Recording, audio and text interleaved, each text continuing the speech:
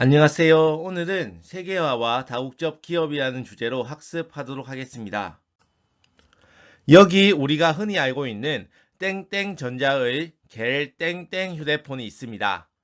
땡땡전자는 분명히 우리나라 대기업인데 왜 그 제품에 Made in China라고 적혀 있는 것일까요? 그것은 땡땡전자의 공장 중 일부가 중국에 있기 때문입니다. 왜 우리나라 기업인 땡땡전자의 공장이 중국에 있는 것일까요? 오늘 수업을 통해 알아보도록 하겠습니다. 과거에는 물건을 만들어 사고 파는 경제 활동이 주로 좁은 지역이나 한 국가 안에서 이루어졌습니다. 그러나 교통통신 기술이 발달하고 국가 간 교류가 활발해지면서 자본, 기술, 상품, 서비스의 국가 간 이동이 자유로워졌습니다. 이로 인해 세계가 하나의 거대한 시장으로 통합되는 경제 활동의 세계화가 이루어져 글로벌 경제가 형성됩니다. 특히 1995년 세계 무역 기구의 출범은 국가 간 무역 장벽을 낮추면서 경제 활동의 세계화를 더욱 촉진하고 있습니다.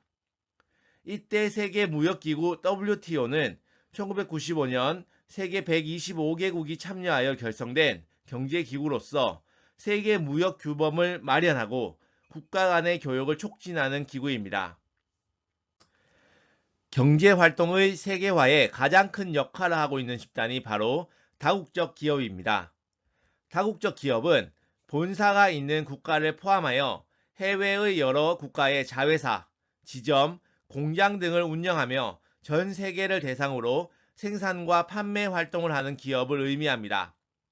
예를 들어 미국 기업이 중국에서 생산한 제품을 우리나라에 판매하기도 하며 우리나라 기업이 베트남에서 생산한 제품을 미국에 판매하기도 하는데 이런 기업들을 다국적 기업이라고 합니다.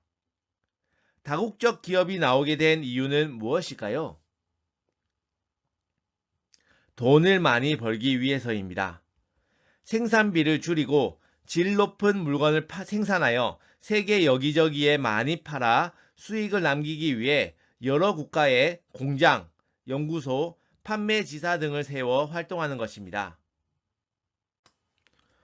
좀 더 자세히 알아보면 대부분의 기업은 한 국가 내에서 하나의 공장으로 시작합니다.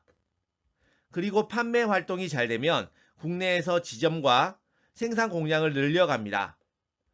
그러다 규모가 더욱 커지면 외국에 판매 지사를 세웁니다. 그러다 시장이 더욱 넓어지면 외국에 공장을 세웁니다. 결국 이 기업은 본사, 생산 공장, 영업 지점 등이 여러 국가에 있는 다국적 기업으로 성장하게 됩니다. 이러한 다국적 기업은 수가 점차 증가하여 제조업뿐만 아니라 농업, 유통, 관광, 금융 등의 서비스업으로 진출하였으며 세계 경제에서 차지하는 비중이 점점 커지고 있습니다. 다국적 기업의 제품 생산 방식은 세계의 생산 공간을 변화시킵니다. 예를 들어 다국적 기업의 본사는 정보를 얻기 쉽고 금융 지원 등을 확보할 수 있는 선진국의 대도시에 위치하는 반면 다국적 기업의 생산 공장은 노동 비용을 절감할 수 있는 개발도상국이나 큰 시장을 가진 국가의 무역 장벽을 넘기 유리한 큰 시장을 가진 국가 주변에 자리 잡습니다. 다국적 기업이 개발도상국으로 생산시설을 이전하면 그 지역은 생산량이 늘어나고 일자리가 증가하여 경제가 활성화되기도 하지만 그 지역에서 유사한 제품을 생산하던 소규모 기업들이 경쟁에서 밀려 망할 수도 있고 다국적 기업이 이익의 대부분을 본사가 있는 지역으로 가져간다거나 갑자기 다른 곳으로 공장을 이동하여 대규모 실업 사태, 경기 침체 등의 불안하고 의존적인 경제 환경을 가지게 된다는 단점이 있습니다. 반면 다국적 기업이 시작된 선진국의 경우 개발도상국의 값싼 노동력을 활용하여 큰 이익을 거둘 수 있지만 선진국 내의 생산량과 일자리가 감소하는 현상이 발생할 수 있습니다.